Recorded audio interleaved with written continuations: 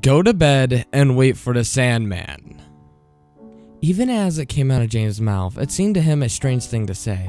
He was not sure why it said it, but for some reason it worked, and Daniel went to bed. Though the next morning, Daniel asked, "What does the Sandman look like?" James was making breakfast. Daniel sat at the table, short legs swinging under a chair. Nothing really. It's just an expression, I suppose. Yeah, but what does it mean? It's just something that people say. He then put his plate of eggs in front of Daniel and kissed him on the top of his little head. He thought that that would be the end of it. At least, that was until he saw the Sandman for himself. He was getting ready for bed and stopped by Daniel's room to check on him while he slept, as he often did. It was such a routine, such a precaution, that when he saw the pale, naked man sifting on the edge of Daniel's bed, rocking back and forth, it took him a moment to process what he was seeing. He would react any way any father would, of course. He ran into the room screaming, and for a moment he thought about attacking the intruder, but the man on the bed turned. That's when James saw it. It wasn't really a man. Just a pale, slithery thing, hairless, wrapped in its joints, turned the wrong way. Its body was way out of shape with itself, and when it moved, it was like a insane marionette dancing on stage. James froze. The skittering thing watched him. It felt a spreading warmth, and then it realized that he just pissed his pants. Only remembered when Daniel was still there in the bed, staring at his broken-shaped thing, only sitting a foot away from him. That's when he did regain the courage to actually move. He grabbed Daniel and ran into the hall and turned to see if the thing would follow him. But it didn't. For a moment it watched, and then, moving like a stop-motion nightmare, it crawled out of the window and jumped out, leaving only billowing curtains to mark its passing. James had trouble talking to the police when he reported the break-in. But when he was asked to describe the intruder, he didn't know what to say. How could he make an ordinary man in blue uniform sitting at his kitchen table with two of his colleagues as they searched the house? How could he make him understand the thing that he had seen? He couldn't even understand it himself. To make it worse, Daniel's memory did not correspond to James. He described a ordinary-looking burglar. A man in the mask, he had said. James thought about it. Had it been a mask? No. It would have had to have been a full costume, and an elaborate one at that. Something they'd used for a movie. And that would not explain the way it moved. Maybe it was an animatronic? But in the end, he simply echoed his son's testimony. A man in a mask. A burglar. The lie unsettled him almost as much as what just happened. But then, the doctor said that Daniel wasn't hurt, and he showed no signs of molestation. James was relieved. They stayed at a motel for a couple nights until they felt ready and safe to come home. And then James got a new security system installed, along with bars on the window. He didn't like the sight of them in Daniel's room, but it seemed like the only thing to do. James was frightened that first night back in the house, but Daniel strangely was not. He was completely rational. When he asked if he felt okay sleeping alone, he just said, yeah. And in the end, it was James who found himself wishing that he was not sleeping alone. He was up all night listening for the sound of anything moving in his house, although he'd convinced himself that his memory was faulty, that it had been a normal, albeit probably just deeply disturbed, man in his room. When he closed his eyes even for a moment, he pictured that stop-motion-like creature. Bloodless skin twisted, inhuman on the face. He found himself wondering why in my house, why in my family. He knew, of course, that it didn't have to be a reason, but still he wondered. 2 weeks later, Daniel stopped talking. James didn't notice at first. Kids went through quiet phases at times, but eventually tried to get Daniel to talk, and he wouldn't. Eventually it became clear that he couldn't. Back to the doctor they went. Nothing was wrong with him from what they can see. Just the diagnosis was trauma. And there was nothing that James could really ask. Sometimes these things come on late. Children can be a mystery even to those that know them best, the doctor would state. PTSD arriving later than normal, or maybe it was something else. They recommended a child psychologist whom James couldn't afford. He could not, for that matter, even afford the bill that they were giving him now. Nothing seemed to help. Daniel would write out answers to questions sometimes, but never more than a yes or a no. When James would ask him what was wrong, or if he had seen or heard anything that frightened him, James would only stare. He seemed to be bemused. James found himself missing the sound of his son's voice. Sometimes he just wanted to hear it so bad that he ached, but it seemed that Daniel would not or could not talk again, at least until he was ready. James had other things to worry about. He was convinced beyond reason that intruder had not really gone. Even though the alarm never went on and the locks on the bars remained undisturbed, he heard movement in the night. Not normal movement. It was a sound like a huge snake slithering through the house. And when he heard it, he imagined horrible things. Nothing was ever there when he went to investigate. Though, he often thought they glimpsed something out of the corner of his eye. A pale foot, a misshapen shadow, what would slink away when he turned. He rarely slept, and when he did, what he saw haunted his dreams. Soon he realized that he had not left the house in the weeks except to go to the bank and buy groceries. He'd hummed and hemmed himself inside with Daniel, acting mute. He hadn't had any actual conversation with someone in weeks, so he called his mother. The connection was bad, and her voice sounded faint, on the verge of not being there at all. But he still got to talk. I guess I'm okay, Mom. Or something. He said, a pause to wipe the sweat from his palms to make sure that he could still hear Daniel playing in the next room. Things have been a little rough since the break-in.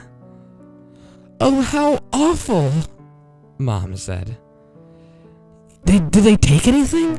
Nah, they just ran off. It's weird, though. I haven't felt really comfortable since then. Are you still working at the hospital? No, Ma. I left that a year ago. You know that. Oh, well, how have things been getting out? What about that nice woman you were seeing last year? The one who played the piano? James scowled. She was always asking that kind of thing. Did she know how hard it was being a single father? That he didn't have the time to maybe just go on frivolous dates, leaving his poor son alone with that thing. He was about to say something when something made him pause. Ma? Is there someone else on the line? I don't think so. James sure he could heard it. Though short, a gasping noise of someone trying to hold her breath and failing could be heard. A cold feeling crept across the back of his neck. You're sure that no one's on the other side of your phone? Dear, there's no other phone in the house. I'm on a cell. That's why the service is so bad. Then, what is... James stopped. The sound wasn't coming from her end. Then that means... He dropped the phone and raced through the hallway. The extension hung on its hook, undisturbed, his heart pounding. He hurtled into the garage, where the spare phone was sat on his workbench. No one was in sight. But it could have been. Could someone have been there all along, listening in to his phone call, and then slithered away? Might they be here even now? The next day, he took the extra phone extensions. He even filled the jacks with rubber cement. Daniel watched him work, eyes curious, but James offered no explanation. His son wouldn't even talk to him. Why should he care? He began giving Daniel light physical exams in every week. His CNA training was a little rusty after a year on disability, but you never really forget. It was an absurd thing to do, of course. Even if this was a physical cause for Daniel's behavior, I doubt that he would be able to even notice it or be able to discover it in that way. And he was aware on some level that it was compulsive behavior. Nonetheless, it did make him feel a little bit better. One morning, James set the diaphragm of the telescope against Daniel's chest, but he could not locate a heartbeat. He moved his hand and searched for the right spot, but to no avail. Then, to test it, he listened to his own heartbeat. It came steady and clear. But when he checked Daniel again, he couldn't hear anything. The thought came to him of a Tin Man in The Wizard of Oz, whose chest was empty as a kettle. The sick feeling rolled into his stomach, and he threw the stethoscope down and grabbed Daniel by the shoulders. Looking into his face, Daniel stared back with bright eyes. He even smiled a little with the corner of his mouth. James felt a tingle of tears. He swept his son up into his arms and hugged him. Daniel hugged back. James put his shirt back on and sent him out to play. The stethoscope, he had then decided that it was broken. There was nothing wrong with his child. He threw it into the trash. Things just got worse. James' terrors were no longer regulated to the long hours of the night. Now it seemed that something was creeping and skittering and scuttling. Some unknowable noise was in the dark corner or another, and it filled every second of his day. Though the thought of his now big house started to weigh on him. There were so many rooms he wasn't in at any given time. So many places someone or something could be. He imagined strange fingers occupying the rest of the home when he wasn't around, melting into the walls or merging with the shadows whenever he turned on a light or opened a door. How would he even know if there was anything there? How would anyone ever know? Soon he'd even have to be outside a room to imagine it. When he walked up the stairs, he pictured a pale figure lurking beneath him. When he went down the hall, he pictured the thing crawling and slithering behind the walls, shadowing his every step. If he sat too long in the same chair, he imagined the thing right behind him. And he would never be comforted when he turned around to find nothing there. That could only mean that it moved away swiftly and silently, making him a fool once again, only to peak once he turned his vision. Whenever he was not looking at that thing right now, that's where he imagined it'd be. He was losing his fucking mind. He knew that there was something off, and the only thing that helped him cling to sanity was Daniel. And the only thing that was about Daniel that made him cling to that sanity was the fact that he was undisturbed. Other than his muteness, his behavior was perfectly normal, and whatever seemed to, sense that his father was troubled, he would hug him, he would squeeze his hand, or even smile, just to let him know that he was there. Sometimes when he left the room, James would have cried. One night he found himself creeping around the house with no lights on at 2 o'clock in the morning. The intruding thing had taken to violating his daytime activities. Then he would, get revenge by confronting it on his own terms, the night. And really, night was no more frightening now than the day. They were almost interchangeable, if you will. He padded down the barefoot walls, down the hallway. He then up the stairs and then out into the disused rooms. Sometimes he stopped to listen, hoping to locate it by sound. It was stealthy, a creeping thing, and and he knew it, but it was awkward at times and couldn't always keep its strangely shaped limbs from making their distinct, irregular footsteps. The smallest noise would give it away. There was one room that he suspected to spend most of his time in, and that was a spare bedroom. Not a bedroom at all, really, more like a closet just large enough to accommodate a bed if one were so inclined. It was unpainted and uncarpeted and drafty. He'd always meant to fix it up, but he didn't come up here very often, and he disliked the bare, unused look of it, so it made him particularly think of this dissected corpse. He came in now, though. If the thing made its nest in any place of the house, this would be it. Of course, there's nothing there now, but it didn't mean that there wasn't anything there. He cursed, running his hands through his sweat-damp hair. What was he missing? How did it hide from him? What was his secret? He peered into the empty corners one by one, getting his face a few inches from the plaster and the floorboards, so that he could just be certain that there was no space for it, no space to conceal itself. The light bulb flickered, and he froze. My God, he thought. It's on the ceiling. He pictured it, crawling himself like a huge pale lizard. It gets around, he thought. He thought about how it escapes any time. I should have had it cornered and just to see it scuttle up the wall and hide over my head. He imagined it dangling down right behind him like a spider. If he turned around, he thought, it will be there, hanging right on his face next to mine. He held his breath and did not want to turn around, but he had no choice. It was between him and the door.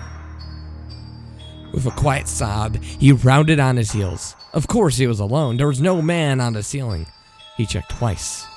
Maybe it crawled, just waiting for him on the wall. But then he checked there to the coast. Once again, it was clear.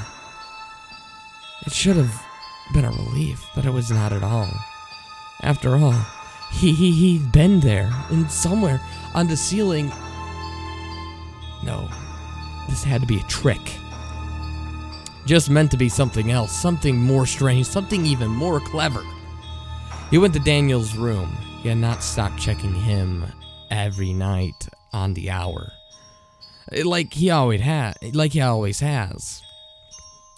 This time, though, he'd been rather open to listening in first. He would press his ear against the grain of the cheap wood, holding his breath, terrified at what he would hear scuttling around on the other side of the barrier.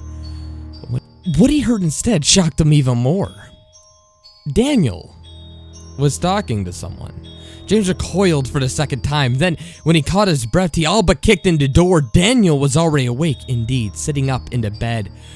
But he wasn't saying anything now. The light flashed on. James stalked the hallway into the room before stopping, suddenly torn. What did he want more? To confirm that his son could speak again? Or to find whomever he was speaking to? The creak of the door on his hinge settled in for a matter for him. He ran to the closet and threw it open. There was nothing inside, or at least nothing that could be seen there. He swept aside the clothes on their hangers, but nothing was hiding between him. Then he dragged the toy box out from its door and then emptied it onto the floor. Nothing he'd combed through along the bare walls or ceiling or anything seemed to bear anything but rubbish, stray knickknacks. Could be sure, absolutely sure, that there was nothing hiding. He had to make sure. And all the while, Daniel watched his crazy dad throw his things onto the ground, his toys, his beloved objects, in a rather that almost seemed frighteningly violent. After for a few minutes, James was watching, panting, covered in sweat, and the closet was bare. There was neither no intruders nor answers inside.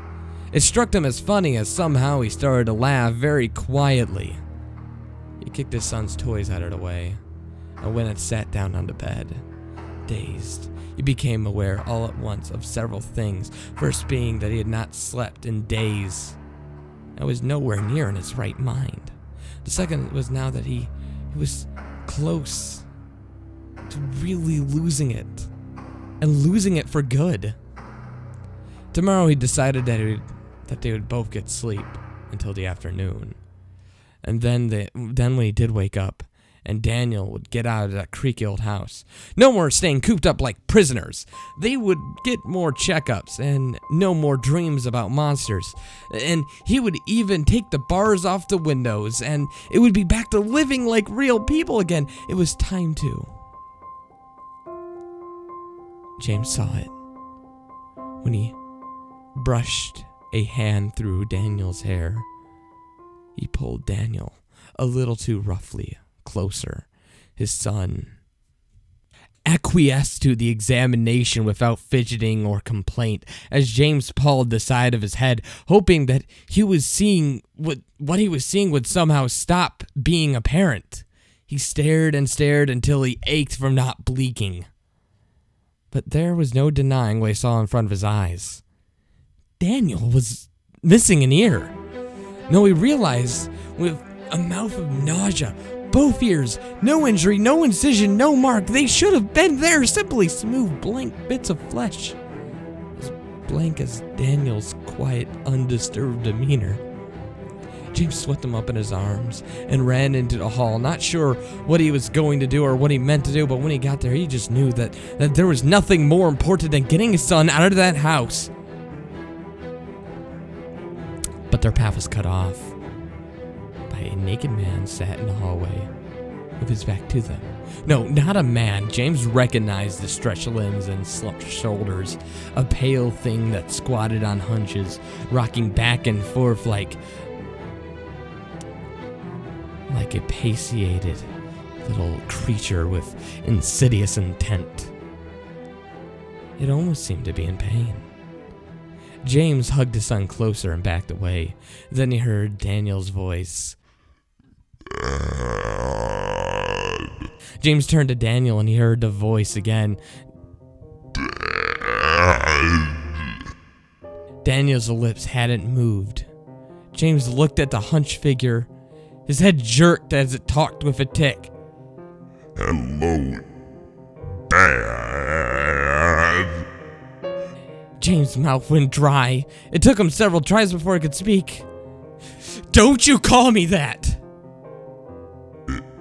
Is this voice's name for you? Go away and leave my family alone! I am your family. The longer it talked, the more the voice became distorted and blurred. An icy feeling nestled in James' stomach. Who are you? Someone who came to visit. Why here? You invited me. James' heart thudded against his chest. Why? What do you mean? I had something you wanted. James licked his dry lips. You're lying. You don't have anything I want. I want you to leave and never come back. Who is Daniel's mother? James blinked. What? Who is Daniel's mother? What the hell kind of question is that? How old is Daniel? James blinked once again. The voice caused a pinching pain in the center of his forehead. Stop asking me these things! When is Daniel's birthday? I don't know. What is middle name? Shut up! What was his first word? I said shut up! James wanted to tear that thing apart with his bare hands. Only the heaviness of James's in his arms kept him where he is. You were alone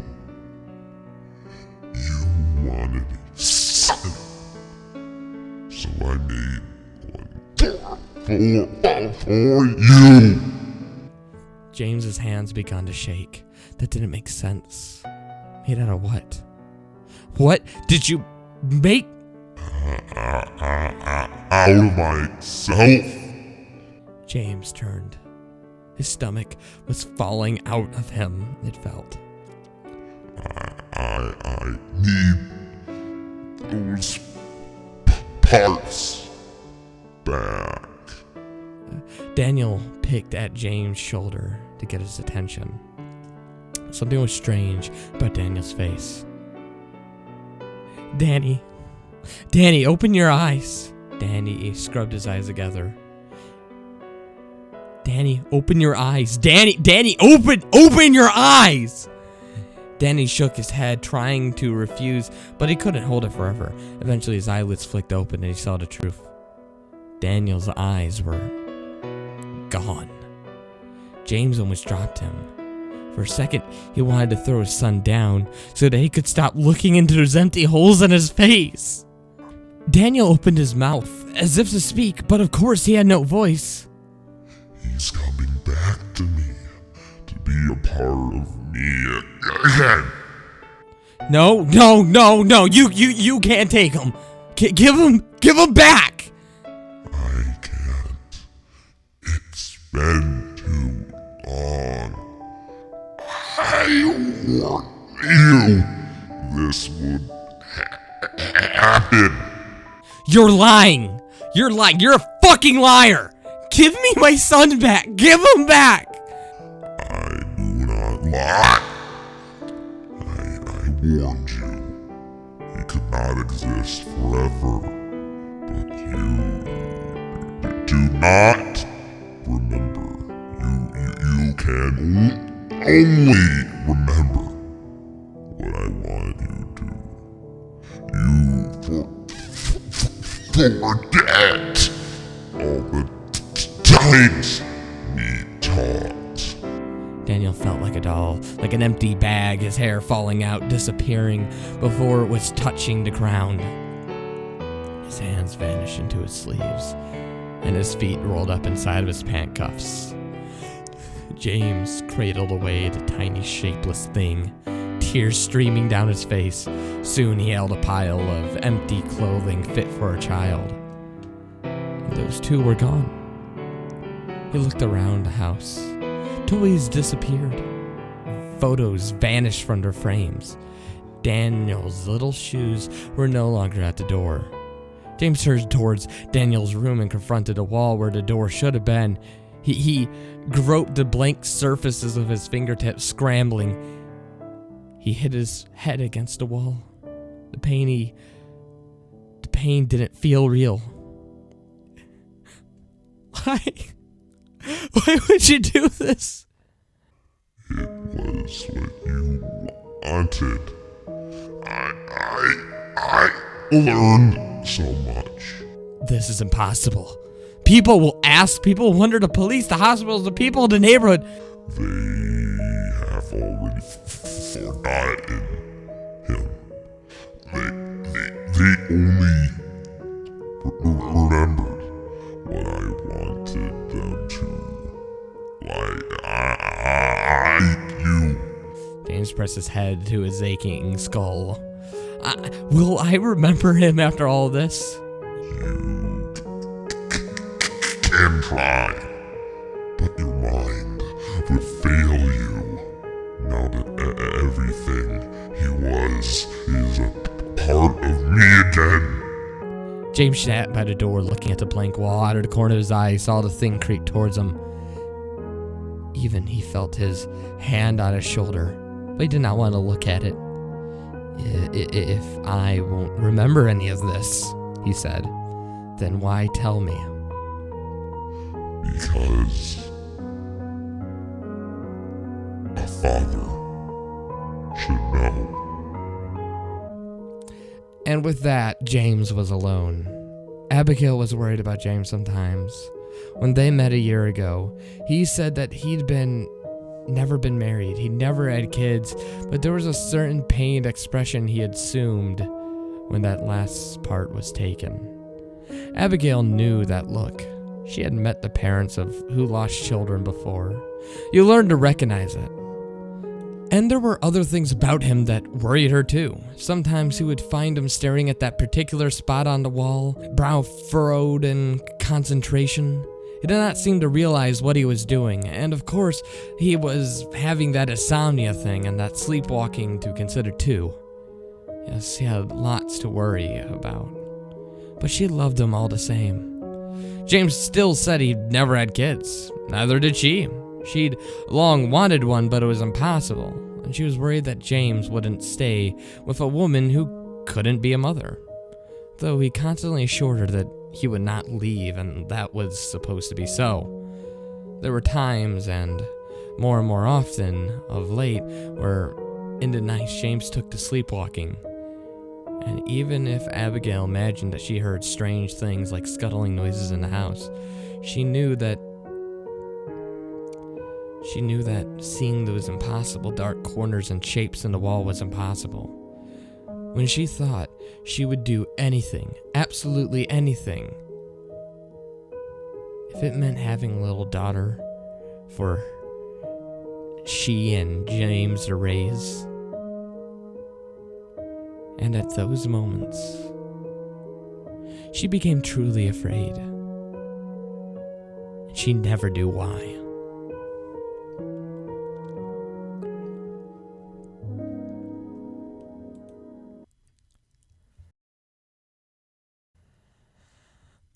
The current story was written by Tam Lin. She is, or he is, a rather talented writer. This excellent tale of terror is brought to you by, well, That Creepy Reading, and this story is excellent. There's a lot of writing to it, there's a lot of detail, and unlike the last story I covered, this one understands what it's like. There seems to be 2 points of terror. The beginning, where James is actually, seeing the creature for the first time and confronting it. And then the second, where it comes and talks to him in that creepy, pained voice. It's disturbing to be assured, but in between that, that's when the real terror comes in. You see a descent into insanity. You see him going mental. You see him simply divulge into the darker depths of his mind. Rather that's yelling, trying to feel for a heart that isn't there, or kicking toys onto the ground and then laughing manically in front of his son. These moments is what makes the truly disturbing moments actually disturbing. If he put blood-splattered crucifixion on the wall, it would still be just as scary, simply because of these in-between moments. We actually care for Daniel. We care for the main character. We hear what his life is like. We even hear him have a conversation with his mother. But in other stories, they don't do that. They only think that the disturbing part is the one thing you should focus on, and then let that be that. Which is why it's very hard for shorter stories to be entertaining. But this story seems to actually explain the character, James, and tell us why he's going through a situation. It allows us to empathize with him. And when you empathize with them, that's when you can feel their terror. Empathy is the ability to feel someone else's emotions. And if you can't empathize with a character, how are you supposed to feel fear on your own end? I don't know. This was a tale of terror, and this is deserving of every Creepypasta award it's gotten. And I'd recommend you go read it on the wiki. Remember, this story was written by Tam Lin on the Creepypasta wiki, and this is your host, That Creepy Reading, signing out.